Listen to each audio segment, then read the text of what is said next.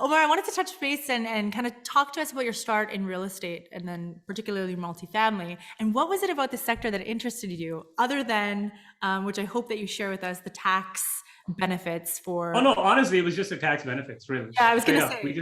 We just had a big tax bill, and we wanted to get rid of that tax bill like pretty quickly. And frankly, I was just seeing more compelling, at that time at least, more compelling valuations in multifamily versus other sectors, right? Yeah. And I wish I had more money, and I wish I'd bought a lot more then. I'd be a lot richer now. But it was frankly a tax bill. We just had a tax problem. And luckily for me, I had both a professional background in running and structuring deals, so that kind of helped, right? But I also had a personal background in, my family's entrepreneurial. They've been involved in the real estate business amongst other businesses. So, I had some background knowledge going into this, right? Because if I didn't have a lot of background knowledge, then frankly, this climb would be much steeper, right? And it would be harder for me to do it. But the big reason was a tax bill, because luckily for me, my wife is a high income earner as well. So it was a tax bill, and necessity is the mother of invention. We had a tax bill, had to look around for options. We proactively chose a vertical where we thought we could get more compelling valuations, more high ROI for our money. And coincidentally, at the same time, the buddy that I was telling you that runs a family office out of Toronto, they were doing some estate planning stuff. They wanted to sell their retail and office stuff in Houston, move into multifamily. So it was kind of a confluence of events at the same time. But the big reason was tax bills. I just did not want to pay my taxes, or I wanted to rather reduce my tax liability as much as possible. Of course. And why don't we just quickly talk about like the top couple tax benefits that are included in. Yeah, I mean, there's only one tax benefit, if you ask me. That's just the cost seg benefit. You can take accelerated depreciation, which, I mean, there's others like 1031 and all, right? But as a Canadian, you cannot enjoy 1031. No matter what somebody tells you, you're not going to be able. You can 1031, you still owe the taxes to CRA. So the whole point of doing a 1031 as a Canadian does not apply to a Canadian investor living in Canada. Now, if you're a US resident, but happen to be a Canadian citizen living in the US, oh yeah, you can 1031 all you like. So really the big advantage tax-wise, to me at least, is cost segregation, or accelerated depreciation, if there's any accountants on the show. It's just a fancy way of saying accelerated depreciation, which you're not able to do in that frequency and that intensity in Canada, and frankly, most other places that I know of. So just, you can take a lot of these write-offs up front in the first year, write it off against your income. So that helps. But in my particular case, because I was also a real estate professional, which is a tax classification, so I was able to take all of the write-offs that I got from multifamily and write it off against my wife's income as well, right? Because if you're not a real estate professional, you get all these write-offs, right? You could have $1 million in write-offs. But if you only had, say, $1,000 in real estate income, you can only offset 1,000 against 1,000, right? Maybe you had $10 million of income from, I don't know, you're a doctor or a business owner or something, right? Well, you can't offset the 10 million in write-offs we have here with 10 million in total income. That's from non-real estate sources.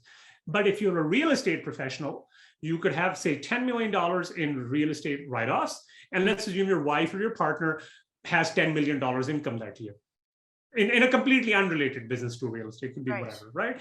And you could just write those things off. So net, you could have a $0 tax liability, right? So that's basically the big thing for us. Because again, my wife's a high income earner. Thank God. So we are able to basically use her income and basically manage our tax position there as well, on top of whatever money I make.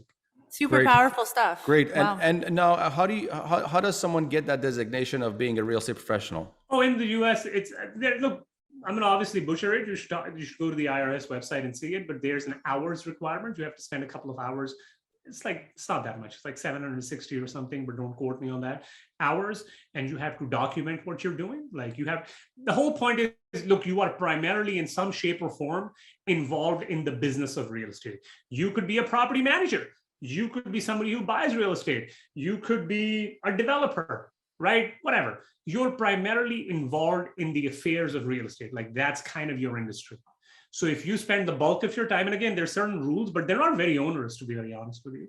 If you fit in those rules, which are not that hard to begin with, if you're actually in real estate, you just qualify. You just have to check the box and you qualify as a real estate professional. Okay. But if you don't, then you can get all these write-offs, but you can't offset them against non-real estate income. Nice. So Thanks for it's nice. You can keep carrying them forward, but I mean, it's no use in that year. Just one Sure. quick thing. So as far as the 1031, you're definitely right as far as Canadians looking to invest in the US, because the goal is to repatriating the profits you've made in the US to back in Canada. So, you know, you can use it for. Yeah, but for instance, if you didn't want to repatriate, right? This is my understanding at least, that if you just had, say, whatever, great tax capital gains on one property, you're like, hey, I'll just 1031 into a new property in the US as a Canadian citizen living in Canada.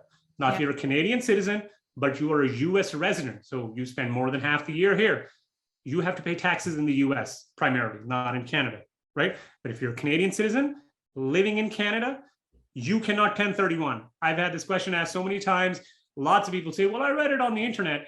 And the point is, most of the stuff you see on the internet obviously is written from an American point of view about 1031s, because it's an American thing. So the Canadian, you cannot do that. You cannot roll your money over into the next. So the IRS will. No, you can roll. No, hold on. You can roll whatever you like. Whatever tax liability you owed that year, the IRS might not take it from you, but the CRA will take it from you, because the CRA considers it's called a deemed disposition. So in the eyes of the CRA, it's a bit like you just sold the property and you took the profits. So they don't care. Even if you don't let's say Ava and I bought a property in the US, we sold it after a year, but we bought another property and we complied by all the regulation when it comes to. You're compliant in the US. You're not compliant in Canada. 1031 does not exist in Canada. So the CRA will say, hey, you guys bought a property, sold it, but the profits haven't come to us yet. That's not their problem. That's your problem. You chose to not take the profits. You chose to roll those profits into a newer deal.